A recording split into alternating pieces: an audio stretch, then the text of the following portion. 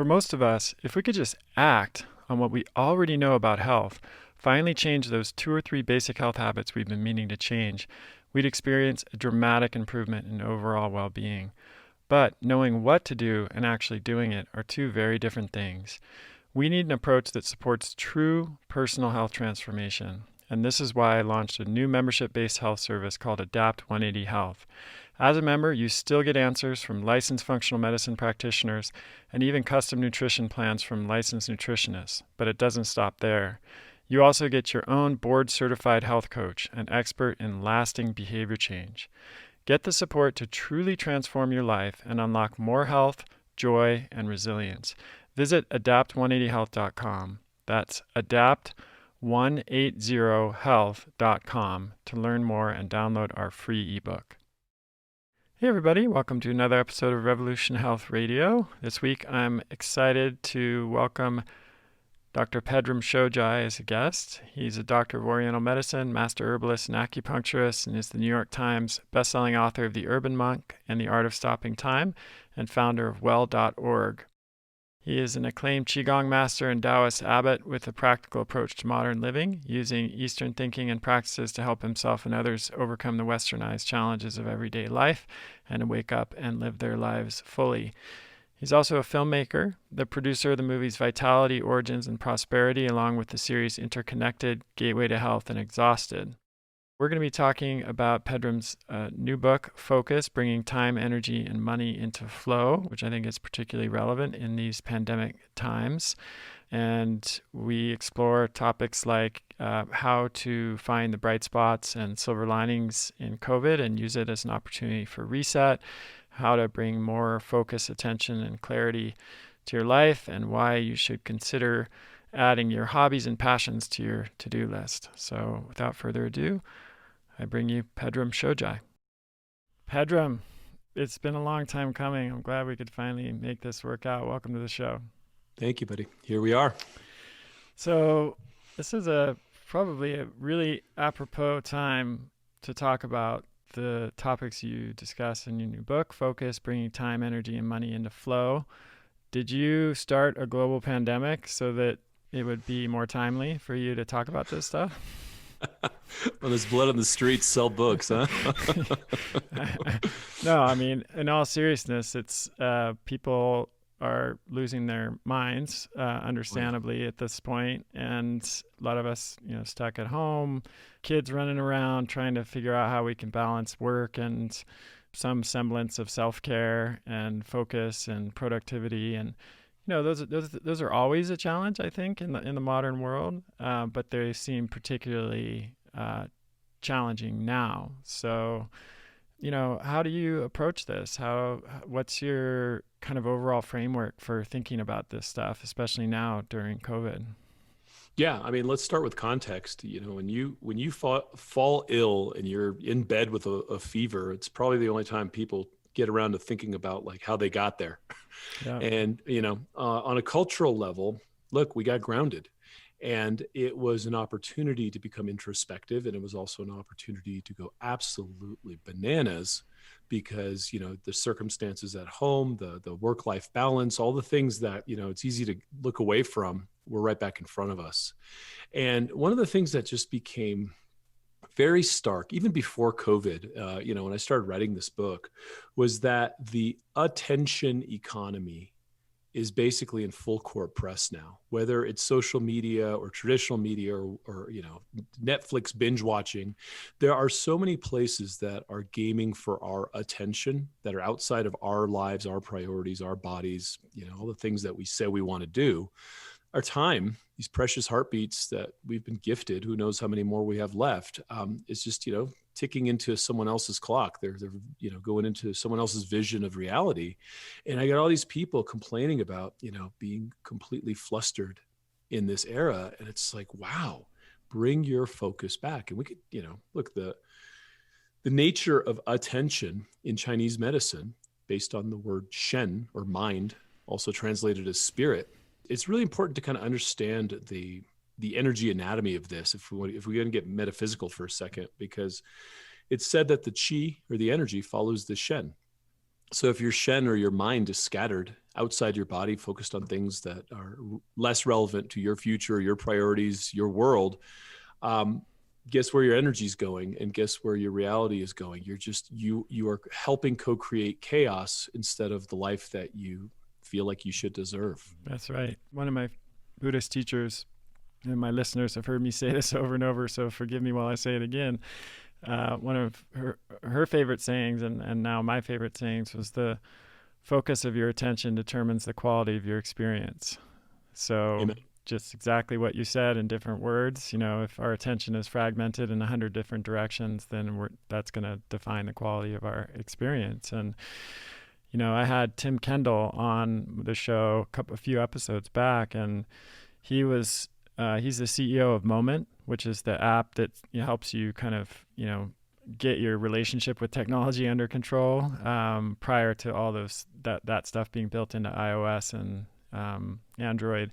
He was the president of Pinterest and the director of monetization at Facebook. And we had a long conversation about exactly what you just mentioned, how with all these free products, you are basically not the customer, you're the product, and they're hacking your attention so they can sell it for a profit.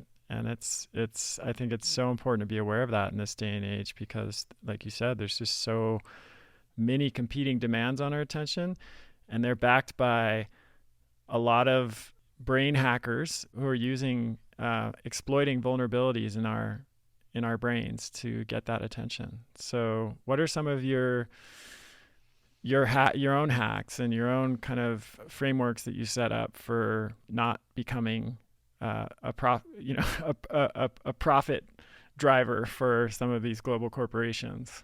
Yeah, I mean, it's starting to look more and more like the Matrix, isn't it? Yeah.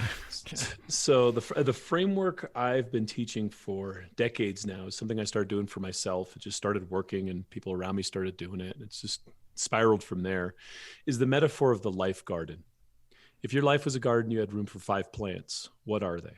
And for most people, it's family, friends, health, career, desires, passions. What is it for you? I don't suggest what they should be for people. I just say, look, there's a way of looking at this. And how much water do each of these plants need? And to me, water is time, money, and energy. It's an open exchange between those three. You're trading your time and your energy for money. You could buy other people's time with money. I mean, just look at the resources that you have that move things on planet Earth. How much are required to honestly water the plants that you say are important to you? And then start looking around for what's pulling the water, and start finding the weeds, and start reconciling what you say you want with what you're doing to get it. And that becomes a framework, almost an operating system through which to look at future yeses and nos, and a decision-making matrix that really sits, in your prefrontal cortex. We could talk about the neuroanatomy of all that, and why it's important to, have your brain working. But if you don't have an operating system through which to take in new input, and have a yes-no matrix for it based on what's important to you, man, you're screwed, because you're being told what to buy and what to think and how to vote every minute of your day.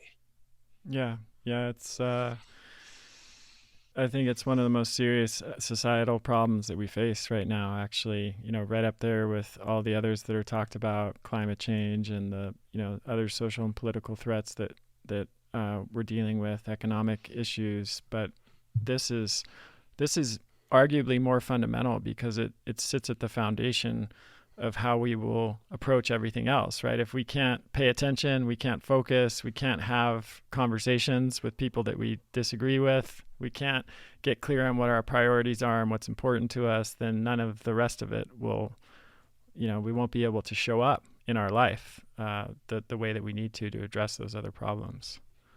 Yeah, I mean, say I went to dinner and drinks with the guys last night instead of going to the gym and, spending time with my family. I got up and I had a headache. I took Advil. I took, more coffee than I needed. And then I stopped at Starbucks and got the plastic lid that, just goes in the dumpster. It drips plastic back into my system. But, I'm too far downstream to even think about the planet or the downstream effects of any of it, because I've already been, dealing with bad decisions that keep coming. And so if your focus is scattered, it just creates chaos so far down the timeline that's really hard to come back. And you're a Buddhist, a student of Buddhism, right? Mm-hmm. Buddha called us hungry ghosts in Yep. that capacity. We just weren't embodied and present enough to even make decisions on our own behalf.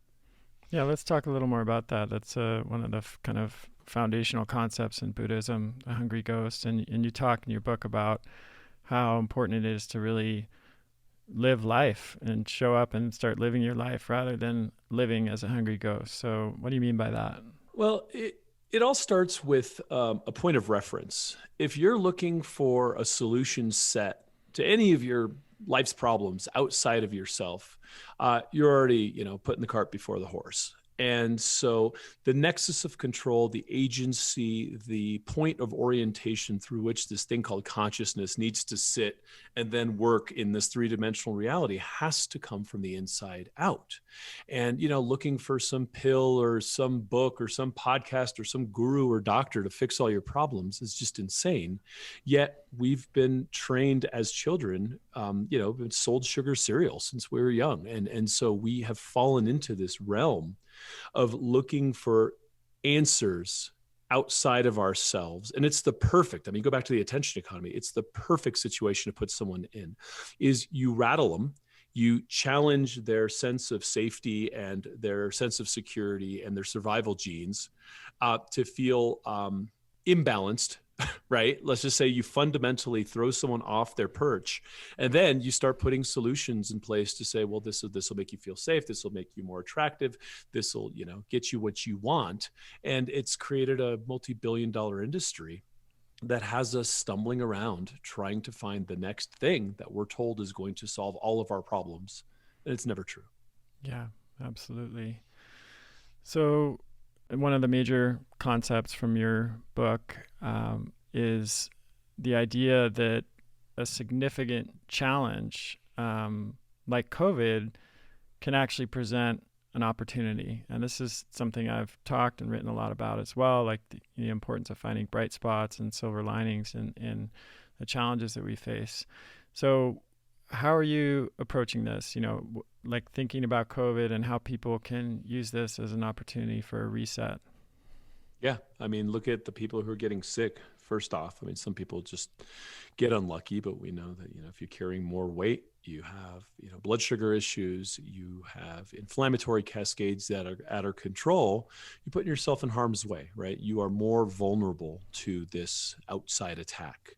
So what does this mean? It really brings us back to vitalism, right? The kind of origins of medicine before allopathy kind of took its stride with, World War I, World War II medicine, in that how do I enhance the resilience of my system? How do I bring up my vitality? How do I bring down my inflammation? How do I give my body what it's asking me to give it, whether that's a 10-minute nap or stretching my psoas before trying to move my body, and just allowing us to retroflect our attention back inwards to be like, okay, what's this thing? I've been running this show for 40 some odd years. What's going right? What's going wrong?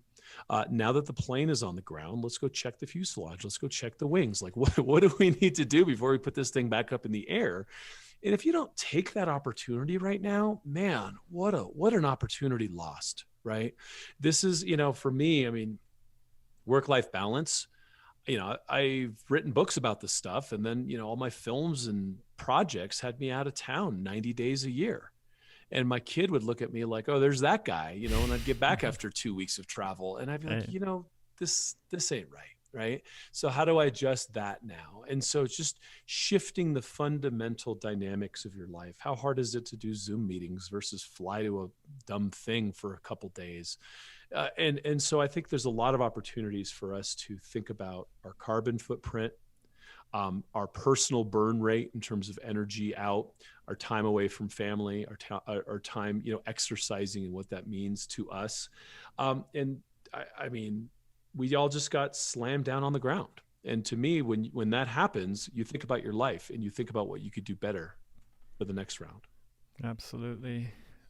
When you think about, like, when you look in the media and see how the discussion around COVID is being, does it stick out to you that there's very little discussion about baseline health and how much of a factor that is in the progression of disease, with COVID. Like you said, there's definitely situations where somebody gets sick, really sick, and we've both even known people who've died who were relatively healthy, who got COVID, but by and large, it's, we know that pre-existing conditions put you at greater risk. Vitamin D deficiency puts you at greater risk.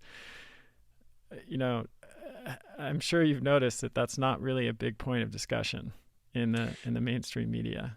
There's a lot of talk about vaccines and monoclonal antibodies, but not much else about that. Well, I mean, that's the whole reason I ended up leaving healthcare, because it's a sick care model. And, if you want to work in the MASH unit your whole life and be covered with blood and feel good about it, that's one thing, but you got to swim upstream and negotiate peace. Right. Look, what I'm going to say right now might be a little controversial, but just roll with me is, look, we live in a messianic society, right? It's been imprinted in our consciousness. Help me, save me, whether it's oh Lord or oh doctor or oh police. We've given our God-given agency over to different professions and different sectors in society. So, the priest is the middleman to God, and the doctor is the arbiter of all things health. And that disintermediation, that's what's happening right now, is like, look, you got to wake up to the fact that, like, you're ultimately responsible for saying, look, I put powdered sugar and syrup on my empty waffle this morning, and maybe, I don't feel as well. What is breakfast supposed to look like? What's my diet supposed to look like? And so, again, it's a return to vitalism, and it's a return from the feeding trough of media and all these industries that are fundamentally designed to extract value from customers, whether it's a hospital or whatever. And, if you're not looking at that stuff right now, you're still tumbling around in the whitewater of the matrix, right? Like, it's time to take your focus and your attention back, because this, to me, is a crisis of consciousness. We are just not awake to what's happening around us. So we keep falling for the same things because it's a symptom of the same problem, looking for answers outside. Oh, doctor, tell me what to do. Give me a vaccine. Yeah. Yeah. And, I don't deny that vaccines and monoclonal antibodies and a lot of other things, treatments are going to play a big role in helping to end the pandemic. But it's certainly, we're preaching to the choir to the people listening, and you and I are on the same page about this, that, something as simple as correcting vitamin D deficiency could have a profound impact on, the course of this. So some people might be listening to this thinking, okay, I get it. It makes sense that really focusing my attention is what I need to do in order to improve the quality of my experience, direct my Shen, and a little bit better. But how do I do that when I've got 3 kids running around, playing electric guitar in the house, and I'm like trying to work on the Zoom call here, and I've got to go to the store and get groceries, and like how do I do that? Like, what are you talk about a number of different strategies in your book that you recommend for bringing more structure and focus into life, even in really crazy times like we're living in. What are some of your favorites? Yeah. I mean, first off, you take the morning for you, whether it's 15 minutes of just meditation or some mind-body practice, pre-meditation. I don't care what's going on. Just set your alarm for 30 minutes sooner. Right? Take the time to build the resilience. I mean, so what do we know about these mind-body practices? They help suppress the expression of the NF-kappa B pathway. So cytokine expression. We know that mind-body practices will do this. They will bring down inflammatory cascades. This is like the golden elixir of medicine, except we couldn't figure out how to put it in a pill. And because, the stuff you have to do does it, everyone ignores it, right? You just meditate. And that would set the tone for that. NRF2 pathway, it'll help support your detoxification pathways, helps put you in parasympathetic dominance.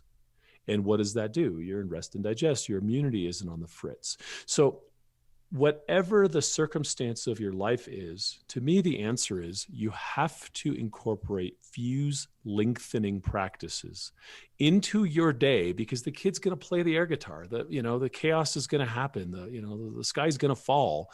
And so how do you build these things into the hygiene of your day, whether it's just the bookends, morning and evening, whenever you could get it in, so that you start to build the practice of this for when something snaps. I think meditation's been taught all wrong, and everyone's kind of trying to replace it with replace Quaaludes with meditation or some mind-body practice where it's like, it's too late, right? The point of these practices are to build up the prefrontal cortex, the part of your brain that allows you to negate impulses, say no to the dumb things that would, knock you off your perch, higher moral reasoning, all the wonderful things that come with being a human and having a more advanced brain. Those parts of the brain are supported. The vasculature of the prefrontal cortex is supported with meditation and mind-body practice. People hear about that and they're like, oh, that's cool. I tried that once. It's like, no. What are you doing every single day to lengthen that fuse, to water that plant? And to me, I used to be, like anyone else who's done this work, is you do it and then you come out and you realize people don't want to do it. So I became like one of these meditation apologists where I'm like, yeah. I mean, I'm going to tell you to meditate, but I know you're not going to do it. So let's try something else. And I've come full circle saying, dude, it's like the thing that if you did it, it would help you with every single other decision in your life. It'll help you stay focused on your life. It'll help you say no to the cheesecake. It'll help you understand that you're feeling moody and cranky and it's time to go out and get some sun versus drink another espresso or whatever it is. And it will help you with the decision-making matrix that allows your life to move forward according to your plan, instead of, falling victim to the attention economy. So what's it going to be? Are you going to wake up 30 minutes earlier and do some practices that will enhance every other part of your life? Or are you going to say that's too hard and then live a very hard life? Yeah, I mean, that's I've often said the simplest way of looking at meditation is it's attention training. And here, so we're talking about the focus of your attention being probably one of the most important things that we have control over, that determines the quality of our experience. So it follows that you might want to learn how to train your attention, right? And focus your attention. And so it helps, I think for me to talk about it that way, because it demystifies it, and it's really just about having more agency over in your own life. And when you, like you said, like when you see yourself getting irritated or activated in some way, you're able to notice that and then make a choice about how you respond, rather than just the knee-jerk response that tends to happen if you haven't cultivated that witness perspective. And look around the world, just go on to social media. People are just reactive gorillas throwing, poop at each other right now, because they're just not living in the part of their brain that allows them to stop and be like, oh, wait a minute, I went to high school with Barry, and just because he has different beliefs doesn't mean I need to, get into a mud wrestling match in front of the universe with him. Right? Yeah, that does seem to be the moment that we're living in at this point, for sure. Yeah. So you mentioned 100-day gong. That's something that I'm sure is pretty new idea for a lot of people. So how, tell us about that. Look, we know neuroplasticity is kind of a moving target. We know it's somewhere between 200 and 21 and 900 days, right? And depending on the person, depending on the circumstance, genetics, and all of it, we know that somewhere in that sweet spot of 90 days is where habits really start to lock in. And what I started doing years ago was doing these 100-day sprints, because every day you're 1% closer. And, I'm a results guy. I like to check things off. And you pick something, whatever it is. And if you suck at this stuff, then maybe it's just taking 10 breaths to your lower belly. And you remember to do it every day for 100 days. And if you miss a day, you start over. What does this do? It starts to pull weeds and plant the seeds of what you say is important to you, and remind you to keep your focus on what you said is important to you every day for 100 days. And I'll build, 5-part plans and things in it, and really focus on where I want my life to go, almost like navigating. It's like, hey, I'm going to get to that mountain. I'm going to look at where I want to go. I know my overall destination, but I'm going to go around that river. Right. And so 100-day sprints have proven to be incredibly effective because you get 3 of them in a year, get a little bit of downtime to kind of journal and reconcile and figure out what you did right and what you did wrong, where you want to go, basically get your bearings, and then set the course for the next 100 days. And these little micro sprints are what really have gotten my students across the line and gotten them to fulfill some of the promises they've made to themselves, realizing that, look, this 6-minute abs and, 3-day challenge and all these kinds of things that just keep bringing the line lower and lower to the point where none of these results are possible. Those are just marketing. I mean, you want to change a behavior, it's going to take a minute, right? You want to change your life. You might think 100 days is a long time, but I promise you 100 days from now, you're going to be 100 days older one way or another. So what's it going to be? Mm-hmm. And so what I've done is, instead of going with the tabloid media, trying to come up with, quick fix solutions that don't work but make great headlines, is I'm just going back to the basics, man. You need to bait and tackle. You need to figure out what behavior needs to be changed, what positive behavior to replace it with, and then just spend 100 days changing that. Whether you're smoking cigarettes and you go out and do 5 stretches instead, or whether you're changing your breakfast routine for 100 days. I've found that once you go through these gongs and these sprints, you realize what it takes to change. You become more patient with yourself, and you learn a really important lesson. Talk is cheap. You want something, you say you want it, you have to back it with action, with energy, with some effort to see through what you're saying you want. And when you do that, and when you learn how to complete that circuit, what you've done for yourself is something very important. You've proven to yourself that you can win. Because every single new year, present one coming included, a gajillion people are going to make some dumb resolution that they're going to bail on within a week or two, which reinforces to them the fact that it's okay to fail, that they fail, that everything they do is, just doesn't come to fruition. And that creates a downward spiral of breaking integrity with oneself. And so you want to build yourself back up, you have to build your integrity back up, which is your word to yourself. Okay. You say you want to lose 40 pounds. What are you going to do it? How are you going to do it? What action can we attribute to the intent? And what focus do we need to maintain on that long enough for you to get the intended result? Mm. So far, we've been talking about focusing attention and maybe largely, not explicitly, but thinking about habits we want to change, maybe bad habits we want to change, or new positive habits that we want to adopt. But I know, both from your book and also because we're neighbors here in Utah, and we spend some time together, that you're a big fan, as I am, of making time for hobbies and passions. So we're not just talking about taking bad things away, or even adding healthy habits. We're talking about passion and fun, right? So why is that important? I mean, what are we here for, right? If you don't live the hours that you have been given, this God-given gift of life, whatever it is to you, if you're not enjoying it and you're not getting what you need out of it, you resent your kids, you resent your career, you anesthetize yourself, and you live a life that starts to deplete water from all the other places, because one of the fundamental important plants in your life garden is withering, and it's starting to smell like decay. And so, everyone talks about work-life balance, but it's like, I'm going to work 40 years and, wake up one day with estranged children, be on my 3rd marriage and have diabetes and cardiovascular disease. And somehow the money KPI didn't really work out for me the way I thought. What if I got to ski with my buddies, hang out with my kids, keep my health intact, enjoy my life, and push my career forward in a balanced way?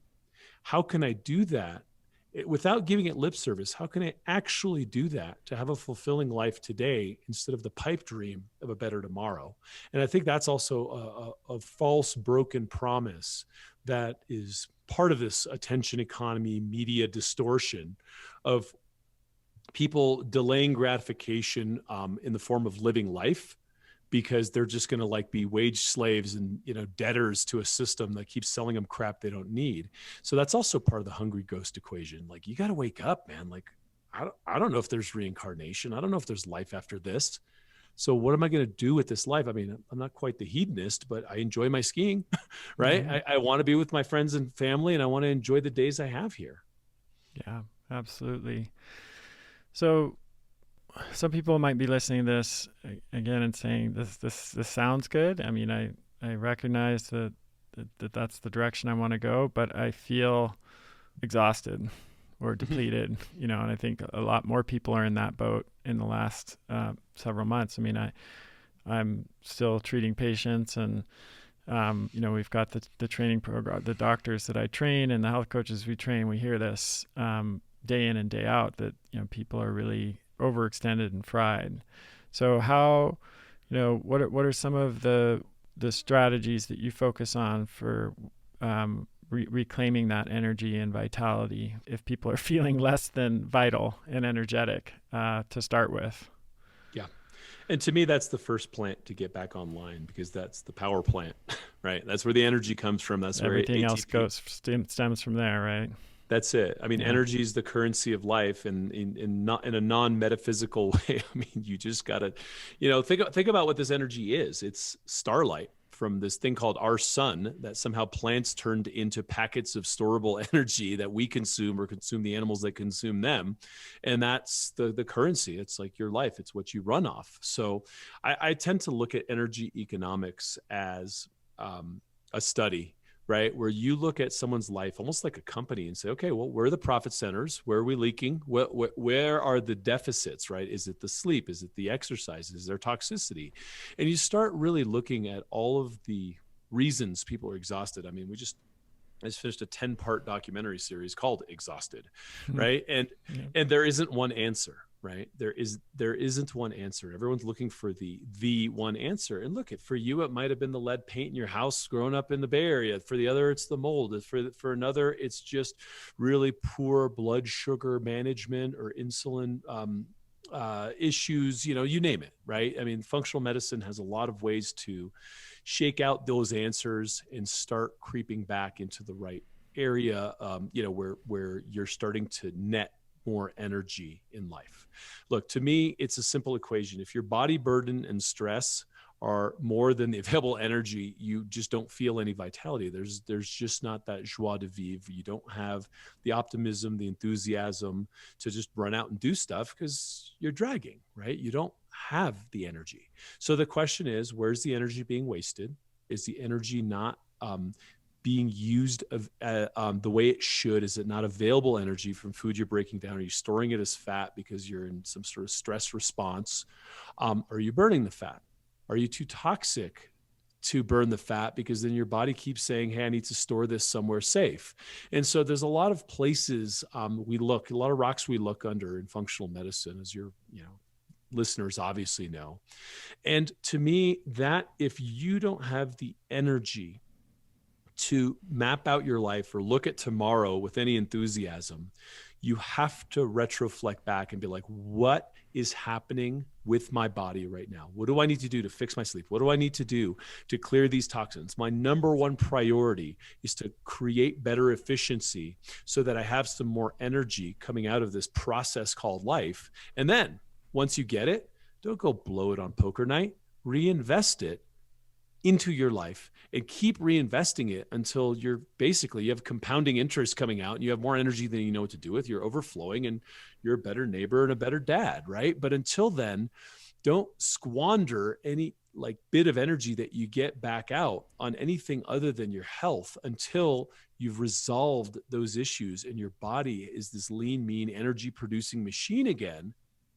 And you feel like living life, right? Because if you're dragging, it's just very hard to think about the future because you're stuck in the now. Yeah. I mean, it's, as you said, and we both know this because we have experience in the clinic, some people have a underlying medical condition that needs to be addressed, full stop, before they're going to get their energy back. But even in those situations, and in many other situations where that's not the case, there are small changes that can be made that can make a pretty big difference. And for me, it always starts with a kind of energy audit of seeing where I'm spending my energy throughout the day and trying to look at that with just as little judgment as possible, just almost like a video camera would see it, and when I do that, what I often find is that there are places where I'm spending energy unnecessarily. There are energy and time sucks that are devitalizing me and taking away and not giving any return on that energy investment. So it seems to me that that's a good place for people to start. Well, I mean, so now we've come full circle because, I've run around these circles long enough and gotten caught in those eddies. And then, okay, so what is the missing ingredient in what you just said with that video camera? Is your focused attention back on your life to see where you're leaking, what weeds you're watering, and what plants need to be getting that water. And so like the more I went through these iterations, in clinic and doing all the things that I've done over the years, is it's come back to this missing ingredient being focus. Because if you can't focus on where your energy is going, you don't have the awareness enough to even audit your energy, you're never going to figure out where it's leaking and where you need to bring it back. And so I've realized over the years that needs to be front and center in any recovery program. And I don't mean drug recovery. I mean all recovery from fatigue, recovery from any issue that you have. If you can't stay focused on the resolution of that for long enough to become even aware of your own behavior in a 24-hour period, there's too many places where you're leaking your energy and your attention is just not seeing it. It's in those, in those dark spots, in the blind spots of your life. And that to me is where the juicy stuff is found. That to me is where I've helped the most patients recover and come back. Is we've all got 24 hours a day, don't we? Where are yours going, right? Whether it's, hiding in the bathroom and playing apps on your phone because you can't deal with your kids in the house or, whatever it is. People are hiding, like nobody is that busy. So where's it going?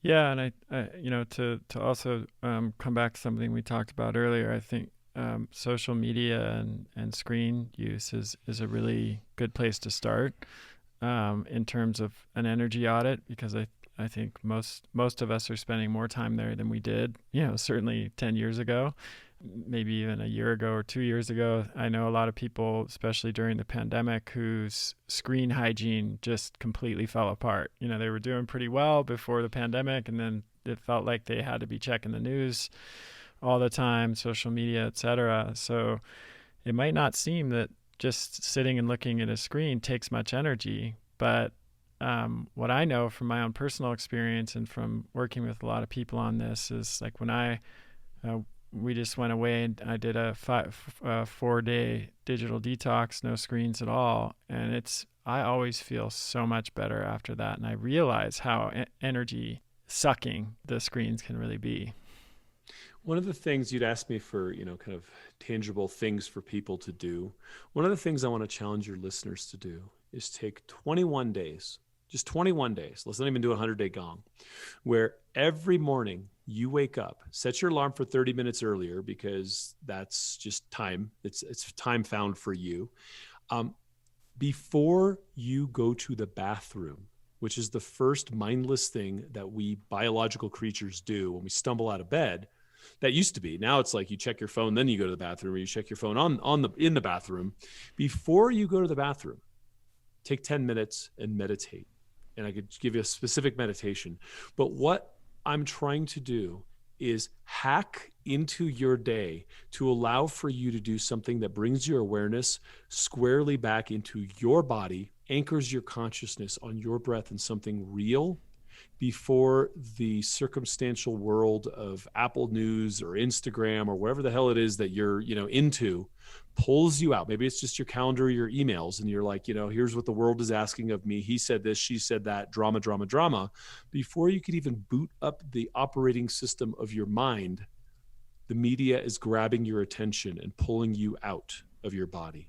So one of the things that I've been doing with students is helping them anchor before the very first biological process that is also kind of mindless, stumbling into the bathroom, do 10 minutes of meditation, gather your awareness, focus your attention back in on yourself.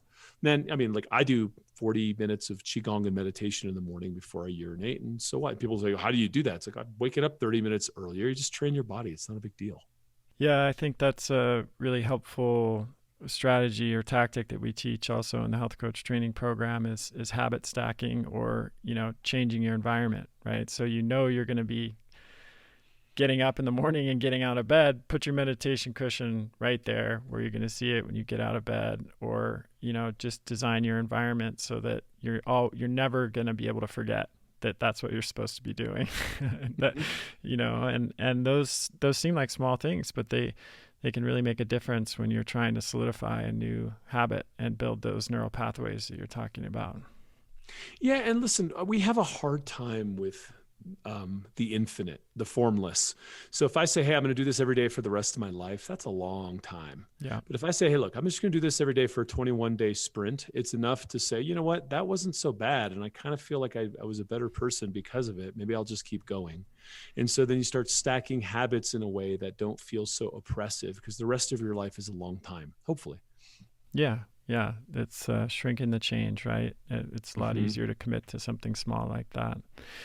All right. So tell us your book, Focus, Bringing Time, Energy, and Money into Flow. I think it's November 10th that it's coming out. Is that right? Or that came out? Came out. Yeah, just came out. So what I decided to do with it is, look, I could lead a horse to water. I could hold your hand all the way there, but I can't drink it for you.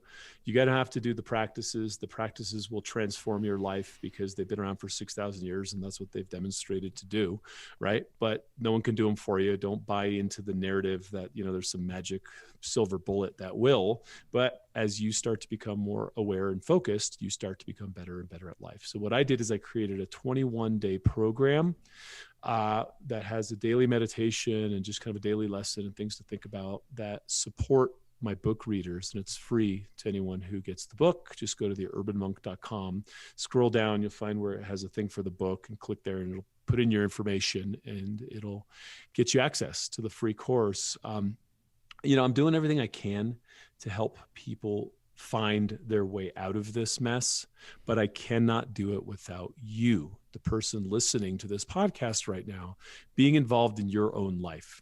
I'm no superhero. I'm no guru. There's no magic bullet for it. You're the missing ingredient, and your focus has been the missing ingredient in all of these currents in your life. You have the start stops and, the failures and the wins and all that. The more you can focus your attention, the more you can build agency, the more you can layer on strength to your prefrontal cortex and the parts of your brain that allow you to say no to the monkey impulses and yes to the things that are, important for you, the better life starts to look. And then it becomes an upward spiral instead of a downward spiral, right? But you are the missing ingredient. You got to do the work. And, there's guys like me that can help show you the way, but don't fall for the narrative that there's something outside of you that'll fix you. You need to be there. Great. Well, thank you so much for coming on the show, Pedram. It's been a pleasure to talk to you. And where can people find the book? Anywhere books are sold, or you can go to theurbanmonk.com. There's, links to all of it, but Amazon and all those, Barnes & Noble. It's available now, audio, Kindle, and hardback. And just go to theurbanmonk.com and follow the book links to where you can get the free course. Great. And you mentioned Exhausted, the 10-part series. Where are you at with that? Is that out in the wild now? People watch It's out in the wild. Yep, it's streaming. I am we have a streaming service called whole.tv. Exhausted is on there, Interconnected, Remedy, Proven, Broken Brains 1 and 2 from Mark Hyman, Betrayal from Tom O'Brien, tons of films, tons of yoga, fitness. We're bringing on cycling. We have therapists working with, doing life coaching basically with our audience online. It's a really cool streaming platform called Whole TV. Right now we're doing a 2-week free trial. So just go to whole.tv and check it out. And then we have a 10-part series on healing trauma that launches in February on Whole TV as well. Great. Fantastic. Thanks for coming on the show, and I'll see you soon. See you on the slopes. All right, everybody. Thanks for listening. Keep sending in your questions, chriskresser.com/podcast question. and any suggestions for guests that you'd like me to have on the show. And thanks for listening. We'll talk to you next time. That's the end of this episode of Revolution Health Radio. If you appreciate the show and want to help me create a healthier and happier world, please head over to iTunes and leave us a review. They really do make a difference. If you'd like to ask a question for me to answer on a future episode, you can do that at kresser.com/podcast question. You can also leave a suggestion for someone you'd like me to interview there. If you're on social media, you can follow me at twitter.com/KrisKresser or facebook.com/KrisKresserLAC. I post a lot of articles and research that I do throughout the week there that never makes it to the blog or podcast, so it's a great way to stay abreast of the latest developments. Thanks so much for listening. Talk to you next time.